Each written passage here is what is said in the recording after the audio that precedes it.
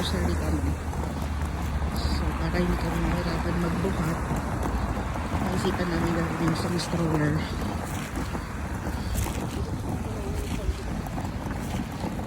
Hi, Dad.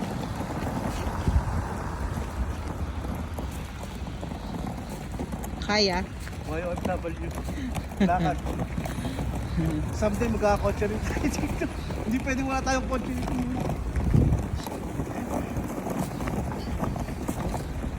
Actually, magkasya na siya yung grocery namin, pati na sa bahay.